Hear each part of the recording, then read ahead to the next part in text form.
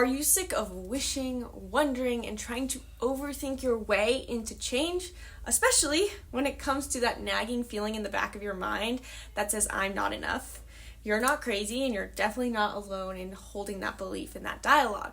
This video is actually from back in 2021, but when I rewatched it after 4 years of putting this into practice and working with coaching clients, I thought to myself, this video is still spot on, and I couldn't have said it any better today.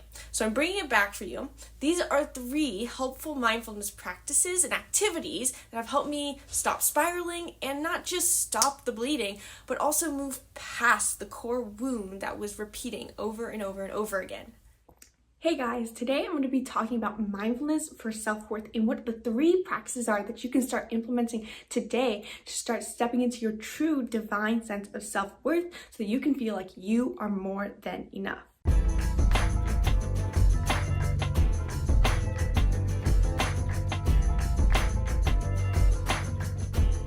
If this is your first time to our channel, welcome to Making Mindfulness Fun. My name is Gabby Robledo. Here we help you on your journey to higher consciousness so you can experience more joy, love, and emotional liberation. Please don't forget to like this video and subscribe and turn on post notifications because we put out videos every single day. So what is self-worth? Self-worth is how valuable as a person that we feel. It's different than our self-confidence or self-esteem because we can associate that with what we call the Manipura chakra. And chakras aren't important, but they're a very good framework to look at the difference between our self-worth and our self-confidence. Our self-confidence is the external shell of how we show up in the world. It's how confident we feel in the presentation of ourselves.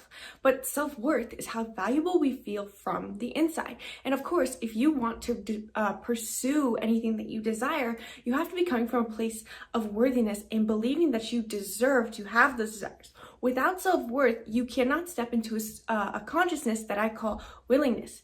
And willingness consciousness actually comes from the book, The Map of Consciousness by Dr. David Hawkins. And in it, he talks about how if we want to pursue our higher states of consciousness, which is joy, love, emotional liberation, first we have to have willingness. But to have willingness, we first have to have self-worth, which is why mindfulness for self-worth is so important. Once we have self-worth, self-worth allows us to feel like we are enough and we are capable, we are strong, and we are powerful from the inside. Then we develop a sense of self-confidence, of feeling capable and brave and bold, and we can do this. It's actually taking the step, and all of a sudden you become willing. And willing, with those 2 things combined, willingness allows you to actually transition into the life that you desire. So how do you actually cultivate self-worth? And self-worth is as simple as it sounds, right? Self-worth, it's feeling worthy and whole and enough from the inside. And that's why we created a whole playlist on mindfulness for self-worth over at our channel, Making Mindfulness Fun, because worthiness is so important, and it's something that plagues everyone, no matter your Enneagram, no matter your Myers-Briggs, no matter where you grew up. Everyone feels at some point in their life that they're not enough. Everyone's trying to feel like they're enough and that they can have what they believe, what they truly desire. So the reason a lot of us don't have amazing self-worth is because a lot of times when we're in our teen years or even in our 20s, we get the wrong transition from in developing our self-worth.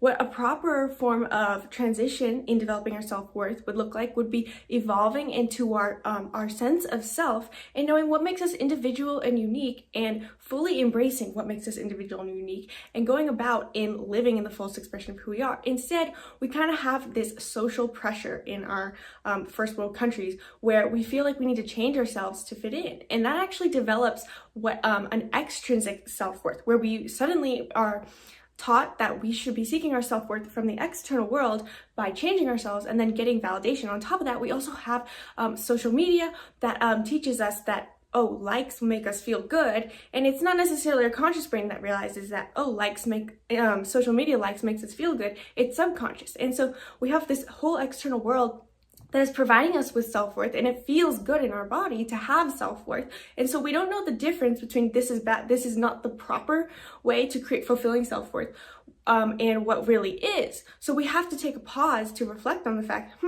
I might be getting my self-worth from the external world, and how can I create this from the inside? And so the first way to practice creating self-worth from the inside is the mindfulness practice of vulnerable self-expression. And now that's a vague term, but I like to think of it as being who you really are in whatever form that might be. So you might not be comfortable going out and singing on a stage, which sounds like vulnerable self-expression, right? People who are bold and out there and they're dancing and they're artsy.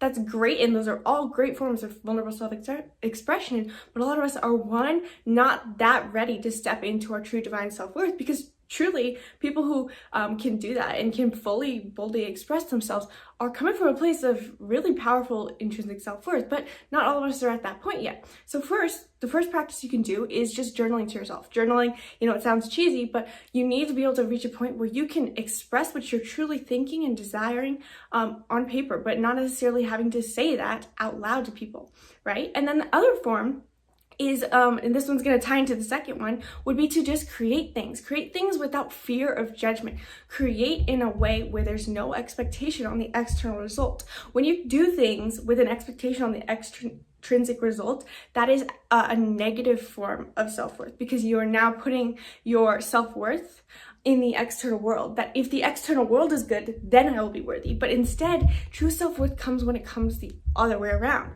When we do something from the place of we are true, of who we truly are, an expression of our individual unique sense of self, and having no expectation on whether we are going to be validated or liked for being that person. We have joy in the process of being ourselves. And so that leads us to our second mindfulness practice for self-worth. Hey, quick pause in this video. So I have been making videos for years now, but this is technically a brand new channel.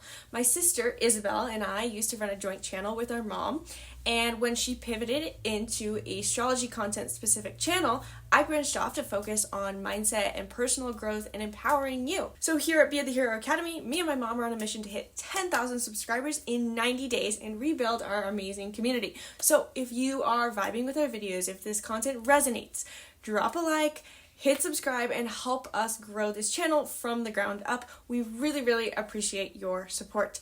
Okay, back to the video, which is to create without fear. And you might think to yourself, oh, I'm just not a creative person, right? But we're all creative on the inside. We just have to find it. And in fact, if you haven't found it, you might just need a little bit of a spark. And that spark could be many different things. Your spark is your inspiration. Your inspiration could come from trying new things that you haven't, maybe you just haven't found the spark yet.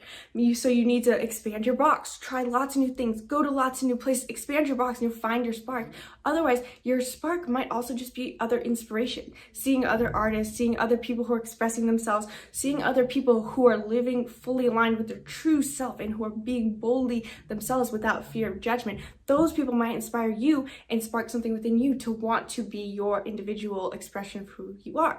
And so to create without fear, you can write, you can paint, you can take photography, videography. There are so many different ways you can create. You can build things with your hands, and there's really no limits to what you can create. It's all about aligning with with your style, your true sense of who you are and the skills you've been given. That is what you can create. And when you create without fear, suddenly you move to a place where it doesn't matter what the outside world is doing, because you're creating from what's within and what you have available to you. And you might finish that creation, and all of a sudden you feel like, I'm pretty proud of myself, even though I don't care how it looks. It might look terrible, and it doesn't matter.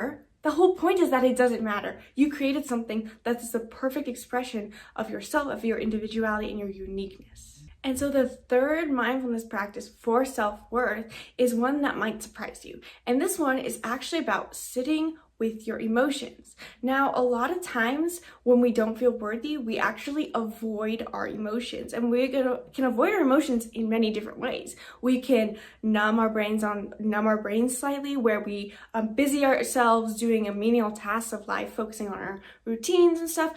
But that's one form of numbing our emotions. Another form could be if we meditate and we don't allow ourselves to think about any emotional being. We think about ideas, and maybe we're focused all about the future and how great something's going to be, but we don't think about how you're emotionally feeling now. On the other hand, we can sometimes have people who are overly involved in their emotions, and this is the key inspiration, I think, for this one is the warrior mindset.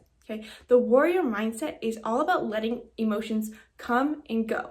It's a flow of life, and emotions flow in and they flow out. You should never not feel an emotion, but you should never overfeel into an emotion. And that's our goal. Of course, all of us struggle with this in one way or another, and we're not perfect at this all the time, but our aim is to be able to feel deeply into our emotions and completely let them go and not let them, our past emotions, dictate our future emotions. When you're feeling happy, let yourself feel happy. But if you're feeling upset, feel into that being upsetness. Maybe even better would be to journal why you're feeling upset to get to the source feeling. And chances are, a lot of times our negative emotions come back to a sense of self-worth. Things upset us because subconsciously, through many layers, it makes us feel like we're not worthy. And so sitting with your emotions makes you feel worthy because it allows you to, one, understand that maybe the things that upset you are because of a lack of self-worth, in which case you need to go back to number 1 and 2 and work through vulnerable self-expression, creating without fear. But sitting with your emotions is really the key to living in the fullest expression of your life. And that's all about what self-worth is about. If you live in the fullest expression of who you are and in your life, that is directly correlated to your self-worth. If you feel an ultimate sense of joie de vivre, then you end up feeling completely at home within your own soul, in your body. And, you know, the body is typically more of our sense of self-confidence. So it's not dramatic to say that you feel at home with your soul. You feel a complete sense of joy in being who you are. And that happens when you allow all your emotions to come in and you allow them to come out, and you allow yourself to really sit into your negative emotions and then really sit into your positive emotions. So I hope those 3 things inspired you to your mindfulness practice to develop your sense of divine self-worth. I'd say that was not too shabby for a 20-year-old. Which of these 3 mindfulness practices are you going to start incorporating first? Drop it in the comments because I'd love to cheer you on. I'd love to know which seems the most inspiring to you. And if this video gave you some peace and inspiration, be sure to check out the resources in the link in the description down below, because I've made something that I think that you'll love. I think it's something that will help you on your journey to feeling whole and complete and worthy and magnetic. And it's called the 5 Scripts to Eliminate Not-Enoughness. And it's 5 mindset shifts that I swear by that will help you shift into the person you'd like to become instead of the person that you've been stuck trying to escape. Really, the beliefs and dialogues that you've been trying to escape. So you can check that out in the description down below. Now, along with the scripts to eliminate unworthiness, there's also another link in the description down below for someone who is ready to start making these shifts now. You are sick and tired of all of this shame, all of this not enoughness, and you are ready to move into the person you'd like to be instead of being stuck in the person that you've always been. Trust me, I've been there and I get it. And that's why I offer coaching programs, and you can check out down below a one-time strategy session that you can start with me if you want to figure out the roadmap to becoming the person that you've always wanted to be and move outside of this self-worth wound and start becoming magnetic, confident, and worthy. Check it out down below. And if you like this video, be sure to hit the like button, subscribe to our channel if you haven't already, and I'll see you guys in our next video.